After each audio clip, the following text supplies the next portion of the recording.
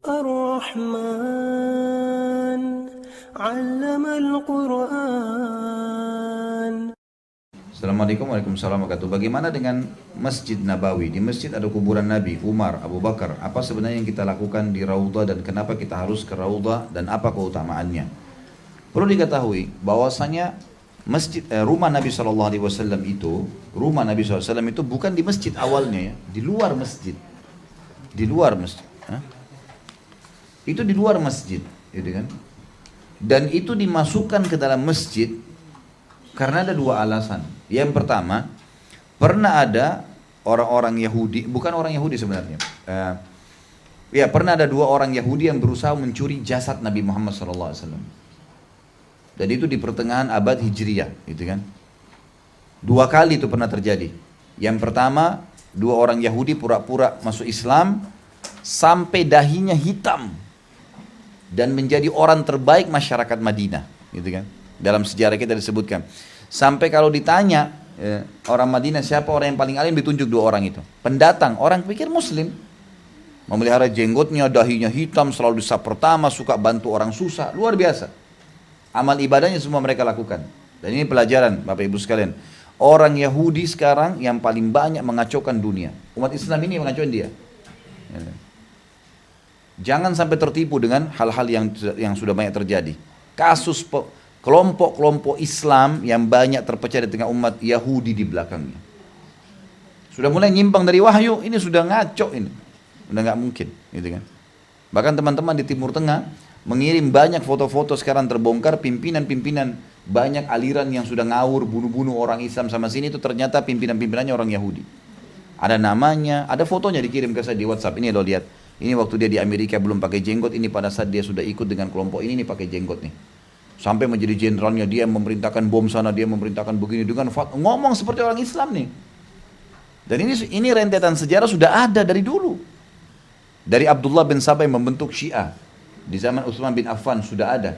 Di zaman salah satu Khalifah Abbasi pernah ada Yahudi pura-pura Islam, mu'allaf, ngaku mu'allaf, saya mu'allaf. Dia masuk Islam, dia belajar. Kemudian setelah dia belajar, mulai dia dikenal sebagai penuntut ilmu, sudah sering hadir lah. Mungkin kalau ada di pengajian, ini contoh kecil, di pengajian kita misalnya sudah hadir 7 tahun, 10 tahun dianggap Masya Allah sudah ada ilmunya. Lalu kemudian dia buka halaqah sendiri, dia mulai nyebarin hadis palsu. Ditangkap oleh khalifah pada saat itu, ditanya, kenapa kamu? Kamu ini, kenapa sebarin hadis dusta? Dia bilang, kata khalifah, kalau kau tidak bertaubat, tidak tarik hadis-hadismu itu, hadis palsumu, saya akan penggal lehermu. Dia bilang, biar anda penggal saya percuma. Saya sudah menyebarkan sekian ribu hadis palsu. Tujuannya memang untuk ngacuin Islam. Ngaku Islam pada saat itu belum ada media. Apalagi sekarang itu. Jelas sekali mereka bisa lakukan itu kan. Itu sudah ada. Mereka juga setelah itu, dua orang tadi pura-pura masuk Islam dan tinggal di Madinah. Tidak ditahu kalau Yahudi. Ketahuannya salah satu pimpinan waktu itu gubernur Muslim di Mesir mimpi.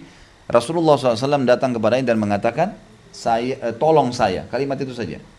Kemudian orang ini pun datang ke Madinah, ngumpulin masyarakat Madinah. Ada apa dengan kalian nih? Kumpulin semua warga, tidak ada. Nggak ada apa-apa. Ada yang butuh sesuatu? Nggak ada. Masih ada nggak orang yang tidak ikut kumpul sini? Masih ada. Dua orang yang terbaik dari masyarakat kami, itu orang Yahudi tadi. Lalu si gubernur ini mengatakan, saya ingin ketemu. Ketemulah dia. Datang ke rumahnya. Dari awal pertemuan sampai terakhir ngobrol, tidak ada yang salah. Rumahnya juga sederhana, biasa saja. Dia bilang, kata gubernur ini, pada saya mau keluar dari rumahnya, saya temukan ada satu permadani tua di lantai. Sudah tua, orang biasa lapisin permadani lantainya biasa. Tapi kata gubernur ini, saya tidak tahu kenapa saya pengen sekali ngambil permadani itu. Padahal tua dan ini gubernur kaya raya gitu kan. Dia minta orang Yahudi itu, orang ini dua orang tidak mau kasih, nggak usah, ini sudah tua untuk apa. Dia bilang, pertama kali saya berbuat kezaliman, saya suruh ambil secara paksa. Diambil secara paksa. Begitu dibuka ada lubang dan itu tinggal 2 hari lagi digali sampai kuburan Nabi SAW. Alasan yang lain adalah pernah terjadi di abad pertengahan Hijriah juga, waktu terjadi perang salib besar-besaran antara pasukan Utsmaniyah, Turki Utsmaniyah dulu Khilafah Utsmaniyah dengan perang salib. Pernah terjadi besar-besaran perang salib dan itu bergabung antara Spanyol, Prancis, Italia, Swedia, semua bergabung negara-negara Eropa ini. Membentuk pasukan dan perang besar, terkenal dengan kalau tidak salah perang namanya itu Hokas. Ya. Orang-orang Barat pun tahu peperangan itu. Dan itu dimenangkan oleh Sultan namanya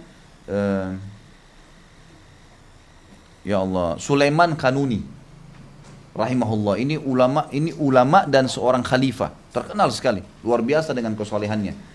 Dan mereka menang. Nah, pada saat itu satu-satunya negara yang tidak ikut berperang dengan koalisi pasukan salib waktu itu adalah Portugal. Dan Portugal waktu itu termasuk negara yang ada perselisihan dengan Spanyol, maka dia tidak mau ikut-ikutan. Tapi dia kerjasama dengan negeri Safawi. Safawiyah ini negeri Syiah, ya, yang sudah lama dibentuk ini orang-orang Yahudi, negeri Syiah ini. Dan mereka mau masuk ke Madinah untuk membongkar kuburan Nabi SAW.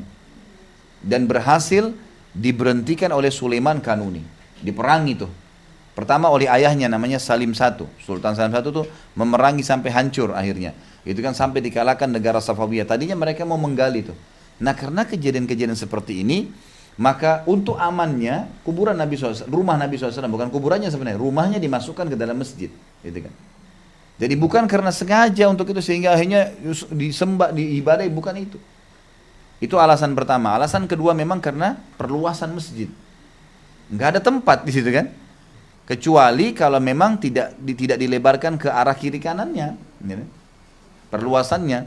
Jadi maksudnya di sini adalah kalau dari awal masjid itu sudah ada, dimasukkan kuburannya lain. Seperti itu memahaminya. Kalau raudhah, ini juga perlu dipahamin. Saya kalau bimbing umrah saya sampaikan tuh. Jadi Bapak Ibu sekalian, tidak harus secara khusus Anda ziarah ke raudhah. Karena bukan datang ke raudhah yang diperintahkan. Yang diperintahkan adalah sholat di Masjid Nabawi. Selama saf sholat bersambung, kata para ulama, walaupun seluruh Madinah, maka dihitung Masjid Nabawi.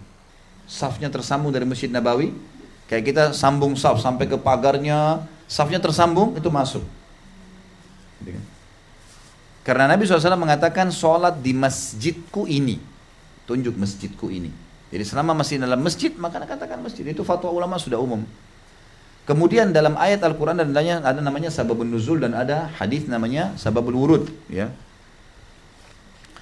Kalau sebab turunnya ayat ada, kalau kita baca kita akan faham apa yang Allah inginkan di ayat itu. Dan ini akan memberikan pemahaman yang jelas buat kita, target dan tujuan apa yang Allah inginkan. Penting itu. Kalau ada sababun nuzul baca. Kalau dalam hadis namanya sababul wurud, sebab Nabi sebutkan hadis. Tidak semua ayat ada sababun nuzul, tidak semua hadis ada sababul wurud. Tapi kalau ada kita harus tahu. Karena mengetahui ini kita jadi tahu apa maksudnya nih Allah sampaikan, gitu kan. Apa maksudnya Nabi SAW sampaikan, termasuk tentang hadis raudhah. Satu hari disebutkan dalam hadis yang sahih tentang masalah raudhah ini. Waktu itu kebetulan antara rumah Nabi SAW dengan mimbar Nabi hanya itu masjid, hanya itu. Bukan sebesar sekarang, hanya itu saja. Nabi SAW keluar dari rumah beliau dan kebetulan rumah beliau memang dulu dempet dengan masjid, dempet. Sampai dikatakan dalam hadis Bukhari kalau beliau lagi i'tikaf, beliau tinggal masukkan kepalanya di jendela rumahnya, oleh Aisyah disisirin. Gitu kan? Karena dempetnya antara rumah sama masjid, jadi memang satu tembok gitu, ya, satu tembok.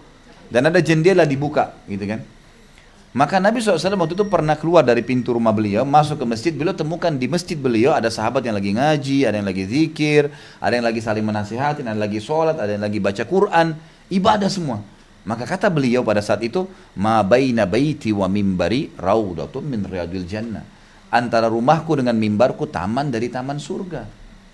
Ini serelevan sekali dengan makna orang yang dulu dalam majelis ilmu, orang yang dulu dalam majelis zikir ya, berilmu, menuntut ilmu, mengingat saya karena Allah SWT adalah taman dari taman surga. Jadi bukan itu fisiknya taman dari taman surga, tapi maksudnya adalah karena perilaku yang mulia ini membuat ini menjadi taman dari taman surga. Jadi nggak usah jor-joran ke situ sampai susah sujud ya. Lalu dikarang-karang lah hadis palsu nih, doa di raudhah mustajab lah, gitu kan. Inilah itulah, ini mana rujukannya mana nih gitu. Ini selalu diingatkan oleh para ulama, gitu kan. Jadi kita sholat, jadi semua alhamdulillah yang saya bimbing umrah sebatas kemampuan saya, sudah nggak jor-joran masuk ke raudhah. Sholat di mana saja. Kalau Allah mudahin kita pas di situ, kemudian sholat, ya silahkan. Tapi niatnya memang karena ini Masjid Nabawi secara umum, gitu kan. Imamnya aja kan di depan raudhah tuh, gitu kan. imamnya di depan Raudhah. Gitu. Kalau Raudhah memiliki kelebihan khusus, maka secara usul ulama akan fatwakan untuk bisa sholat di situ imamnya. Ini nanti akan diperluas masjid ya. Masjid Haram akan lebih besar daripada masjid yang awalnya sekitar 4 kali. Masjid Nabawi juga sekitar begitu nanti. Nanti kuburan Nabi SAW itu bukan lagi di dekat depan tuh, akan di tengah-tengah masjid. Karena masjid akan dimajukan sampai ke depan dan ke belakang. Itu nanti akan begitu. Jadi semuanya masjid selama masih tersambung, maka namanya Masjid Nabawi.